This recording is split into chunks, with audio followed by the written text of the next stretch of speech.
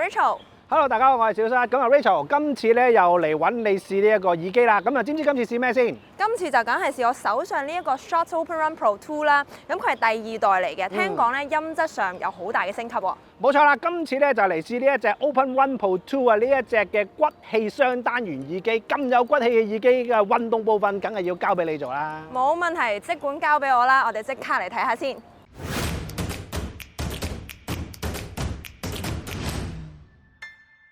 睇片之前記得 comment、share、like 同埋 subscribe 我哋嘅 YouTube channel。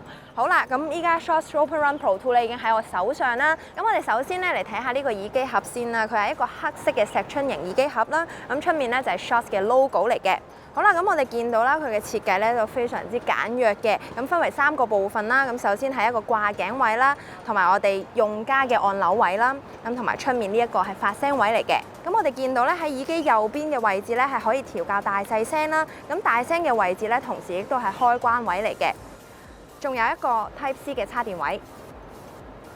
咁而耳機左邊嘅單元位置咧，亦都有一個按鈕嘅。咁佢係一個功能鍵嚟㗎啦，咁可以播歌啊、暫停啊，同埋聽電話等等。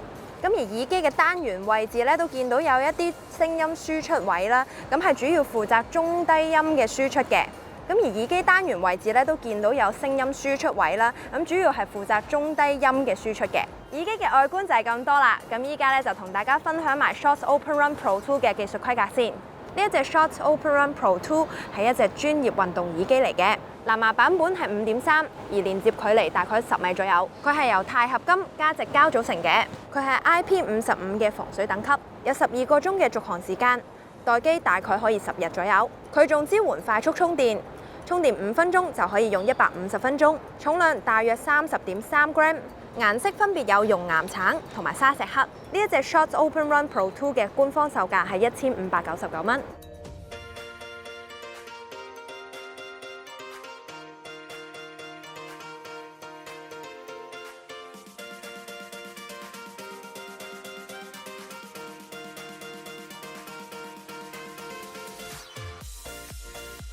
咁我啱啱咧就做完一啲靜態少少，亦都做咗一啲動態少少嘅運動啦。咁呢一個耳機俾我嘅感覺咧，哇，個音質有少少意外地好喎。咁因為本身我以為佢係高音、中音會比較出啲啦。咁但係原來佢低音咧都俾到一啲節奏感我啦。咁有啲嘣嘣嘣嘅節奏咧，就令我更加做運動嘅時候更加有動力啦。而且啱啱做運動嘅時候咧，小室喺離遠叫我咧，我都即刻可以聽到啊。咁所以咧呢一個耳機咁樣嘅設計咧，係可以令到我時刻都留意到周圍嘅環境啦，咁冇咁容易出意外啦，咁非常之適合一啲中意跑街啊或者戶外運動嘅朋友仔啦。咁頭先咧做一啲劇烈運動嘅時候咧，都會有少少出汗啦，但係又唔會覺得啜住。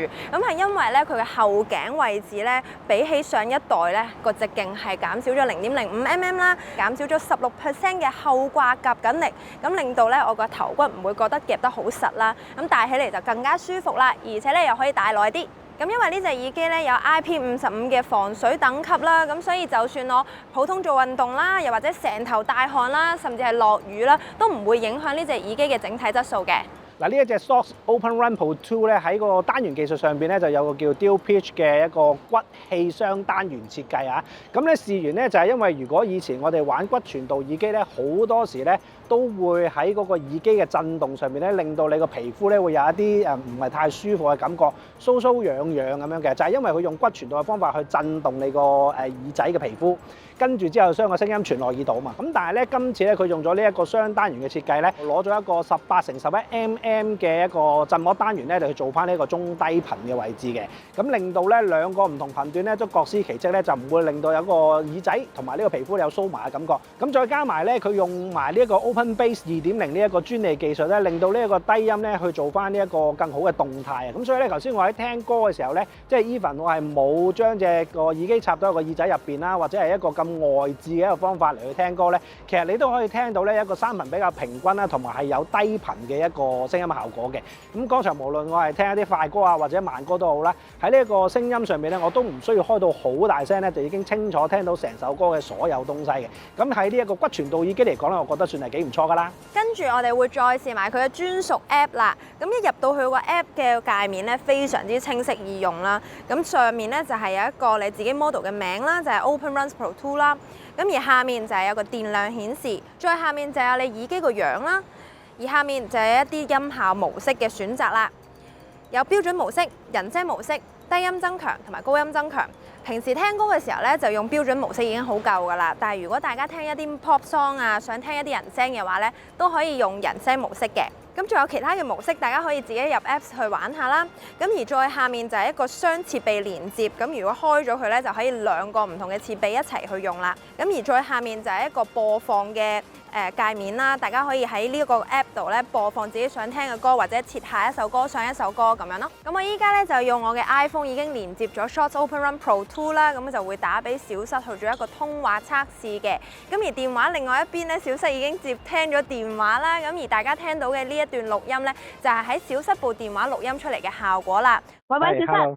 Hello Rachel。Hello， 你依家聽到我講嘢嘛？我聽到啊，聽到好清楚嘅。咁我覺得咧呢一隻OpenRun Pro 2咧，佢嗰個接收嘅聲音咧，其實有中高頻為主喎，即係其實會比較上高音係會進取啲嘅，同埋嗰個高音伸延係好勁嘅。咁而我依家身處嘅環境咧，係喺一個籃球場度啦，咁亦會有啲風聲啦，同埋都有人打緊波嘅。咁你覺得你聽唔聽到呢啲噪音？我就完全聽唔到有任何側邊嘅環境聲、風聲同埋呢一個籃球聲都冇。因為我之前咧係用AirPod 去講電話嘅，咁 AirPod 咧人哋聽俾我嘅 feedback 咧就係話好似喺水底喺度咕嚕咕嚕咁樣講緊嘢。你覺得我依家呢把聲有冇水底嘅聲？嗱，而家咧，因為你企定定啦，咁所以咧，我覺得就個通話質素就幾穩定嘅。咁如果有咕嚕咕嚕嘅聲咧，可能你搭緊車啊，或者行緊嘅時候，個機會比較大啲啦。好啦，唔該晒小室，咁我哋依家 cut 咗線先。Thank you。咁我啱啱咧就已經做完呢一個通話測試啦。咁小室嗰邊嘅 feedback 咧就同我講話，我呢邊係冇乜噪音啦，就算隔離有風聲啦、樹葉搖擺嘅聲啦，又或者係隔離有人打緊波嘅聲咧，都唔係好聽到。相信咧係因為有 AI 通話嘅降噪功能啦，咁亦都有雙咪嘅抗風功能，咁所以點解小室聽我嘅講嘢咧非常之清楚啦。唔知大家聽上去個音質覺得點呢？歡迎留言話俾我哋知。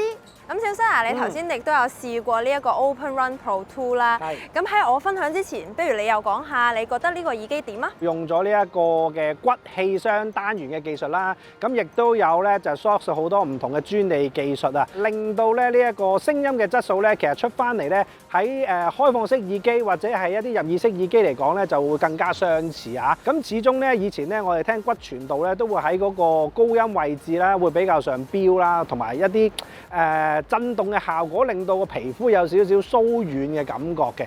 咁如果有啲朋友啲皮膚好敏感嘅話咧，有機會覺得呢隻耳機好難佩戴喎。咁但係咧今次呢一隻嘅OpenRun Pro 2咧，其實就正正係好似佢哋咁講啦 ，Open Run 啊，開放住咁樣跑，可以咧得翻一個非常之唔錯嘅一個聲音體驗，亦都可以有翻呢一個歌曲應有嘅一種高中低三頻嘅效果啊。咁所以我覺得咧，如果你係喜歡聽音樂，亦都中意做運動嘅，呢隻耳機係 OK 嘅。咁而頭先咧，我亦都帶住呢一隻 OpenRun Pro 2咧去試下做唔同嘅運動咯。哇！我覺得呢一隻耳機真係我哋嘅福音啊，因為咧我平時咧唔單止會喺室內做 gym 啦，咁亦都會出去打下 tennis 啊，又或者係去攀石啊咁樣嘅。咁所以咧同其他人溝通嘅時候咧，就好容易可以聽到大家講緊咩嘢，同時咧我又唔使特登去 stop 咗個音樂啦。咁我覺得呢樣嘢係非常之方便我哋嘅。我都識有啲朋友咧，有時係跑街，一跑就跑好多公里。